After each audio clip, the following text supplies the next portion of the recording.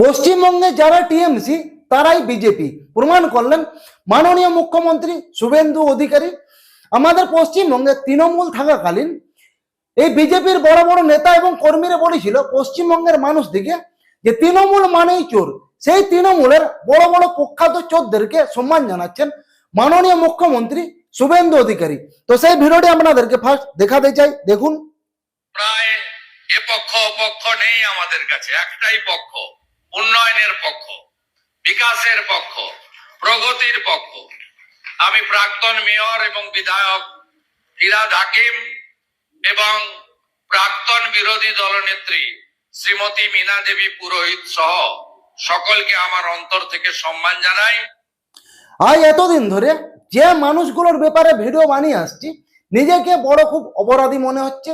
তার কারণ এই দেব এবং ফিরহাদ হাকিম, মহামত্র, সায়নী ঘোষ এবং মালা রায়, শতাব্দী রায়, এনারা হচ্ছে খুব ভালো মানুষ, সম্মানীয় ব্যক্তি, এক একজন বড় বড় মহাপুরুষ।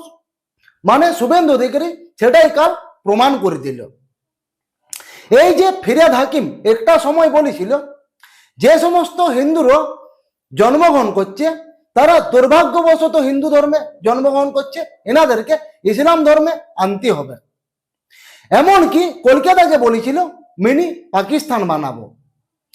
এবং 2021 সালে আরেকটি কথা বলেছিল একদম গালি দিয়ে, किसी भी बीजेपी का जो बंदा है इधर घुसना नहीं देना, মানে এরকম একটি কথা বলেছিল। সেই ফিরহাদ হাকিমকে কাল সম্মান জানাচ্ছেন মাননীয় মুখ্যমন্ত্রী শুভেন্দু অধিকারী। মানে বাংলার মানুষ যে স্বপ্ন দেখেছিল বিজেপিকে নিয়ে, সেই স্বপ্ন কিন্তু আস্তে আস্তে আমাদের বাংলার মানুষ মুছে দিচ্ছে। কারণ বাংলার মানুষ দেখতে পাচ্ছে মানে একটি গাছে পদ্ম ফুল এবং জোড়া ফুল দুটোই ফুটতে চলেছে, কিন্তু আমাদের পশ্চিমবঙ্গের মানুষ এই রকম চায়নি। তার কারণ এই যে বিজেপি আমাদের পশ্চিমবঙ্গে নতুনভাবে সরকার গঠন করল এবং মানুষ চেয়েছিল বিজেপি ইউনিক কিছু করবে, কিন্তু কি দেখছি সেই পুরনো তৃণমূলের যে সমস্ত চোর, ছেচর, গুন্ডা, ওদেরকেই তো আস্তে আস্তে দলে টানছে। আর এই ফিরহাদ হাকিম এবং মালা রায় যখন তৃণমূল ছিল এবং মমতা ব্যানার্জি মুখ্যমন্ত্রী পদে ছিল, তখন কিন্তু তিনি বিজেপির বিরুদ্ধে এমন কোনো কথা নেই যে বলেনি। সব কিছুই কিন্তু একের পর এক বলে গেছে দিদির একদম দলদাস হয়ে। যেই দিদি পশ্চিমবঙ্গ থেকে হাওয়া হয়ে গেল সঙ্গে সঙ্গেই দল বদল। কারণ এই ফিরহাদ হাকিম, মালা রায়ের মতো নেত্রীরা একটা কথা ভালোভাবে জানে যে বিজেপি পশ্চিমবঙ্গে এসছে মানে 10-15 বছর তো এক কোথাতেই থাকবে। তাই বিজেপিতে যদি যোগদান করি আমরা তো সেফ থাকবোই, তার সঙ্গে নিজেদের যে জীবনযাপন একদম এলাহিভাবে চলবে। এই কারণে বিজেপিতে আসা। তবে পশ্চিমবঙ্গের মানুষ এটা চায়নি।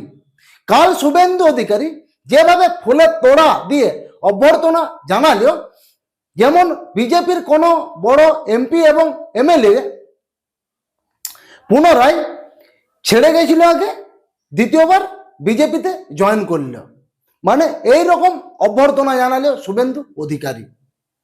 আর এই যে ফিরহাদ হাকিম এবং মালা রায়, শতাব্দী রায়, মহুয়ামত্র, তৃণমূলের যে কোনো নেতা বা নেত্রী বলুন, বিজেপি কি সম্বন্ধে যা যা কথা বলেছে পশ্চিমবঙ্গের মানুষ কিন্তু কোনোটাই ভুলেনি, সবকিছুই কিন্তু মাথায় রেখেছে।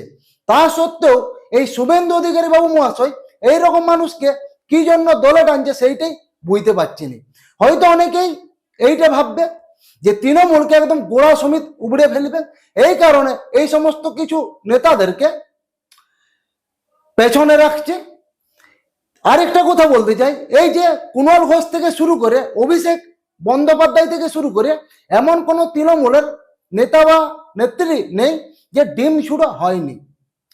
এইসবের পরেও কিন্তু ফিরহাদ হাকিমকে বিজেপিতে আস্তে আস্তে ঢুকানোর চেষ্টা করছে এই শুভেন্দু বাবু মহাশয়। কারণ কাল যেভাবে তৈরি করল এবং পশ্চিমবঙ্গের মানুষ যেটা দেখল এইটাই মনে করবেন, তাছাড়া আর কিছু মনে করবেন নাই। এই যে দেখুন, সায়নী ঘোষ শিব ঠাকুরকে কন্ডম করানো নিয়ে কথা বলেছিল, সেই সায়নী ঘোষ যদি আজকে বিজেপিতে জয়েন করে, পশ্চিমবঙ্গের মানুষ আদৌ কি মানতে পারবে? কোনো মতেই কিন্তু মানতে পারবেন না। এই যে কুণাল ঘোষ বিজেপিকে নিয়ে এত বড় বড় কথা বলেছিল, তিনি যদি বিজেপিতে আসে, পশ্চিমবঙ্গের মানুষ কি মানতে পারবে? কোনো মতেই কিন্তু পারবেন না। এই যে মহুয়া মৈত্র অনেক বড় বড় ডায়লগ মেরেছিল বিজেপিকে নিয়ে, সে যদি বিজেপিতে আসতে যায় এবং শুভেন্দু অধিকারী বাবু মহাশয় যদি বিজেপিতে যোগদান করায়, পশ্চিমবঙ্গের মানুষ কি আদৌ মানতে পারবে? কোনো মতেই কিন্তু পারবেন না। কারণ যে কীর্তি আগে ঘটে গেছে, সেই সব কিন্তু পশ্চিমবঙ্গের মানুষ কোনো কিছুই ভুলেনি। আর এই ফিরহাদ হাকিমের মতো লোককে যদি বিজেপিতে যোগদান করায়, তাহলে অভিষেক বন্দ্যোপাধ্যায়, মমতা ব্যানার্জি কি দোষ করলে? ওনাদেরকেও জয়েন করান, এইটুকুই আমি বলতে চাই। তো বন্ধুরা, এই বিষয়ে আপনাদের কি মতামত অবশ্যই কমেন্টে জানান। আর একটি খবর আপনাদেরকে বলার আছে, এই যে জাহাঙ্গীর খান কিছুদিন আগেই পুলিশ গ্রেপ্তার করলো, ফলতার থেকে একদম হাফ প্যান্ট পরিয়ে, টি শার্ট পরিয়ে চোর রাস্তায় বাজারের হাঁটায় হাঁটায় এনে জেলে ভরে। কিন্তু কাল জাহাঙ্গীরের কিছু কর্মরত আছে, তারা জাহাঙ্গীরকে ছাড়ানোর চেষ্টা চালায়, কিন্তু পারেনি। পুলিশ তাড়া করে, কিন্তু সামনে কোনো পুকুর ছিল, সেই পুকুরে ওই সমস্ত কর্মরতরা ঝাঁপ মারে, কিন্তু ঝাঁপ মারেও রেহাই পায়নি, পুলিশ ধরে ফেলে। তো বন্ধুরা, এই বিষয়ে আপনাদের কি মতামত অবশ্যই কমেন্টে জানান। আর ভিডিও যদি আপনাদের ভালো লাগে, অবশ্যই ভিডিওটিকে লাইক করুন, এবং এই চ্যানেলে আপনারা যদি নতুন ভিজিট করে থাকেন, অতি অবশ্যই চ্যানেলটিকে সাবস্ক্রাইব করুন।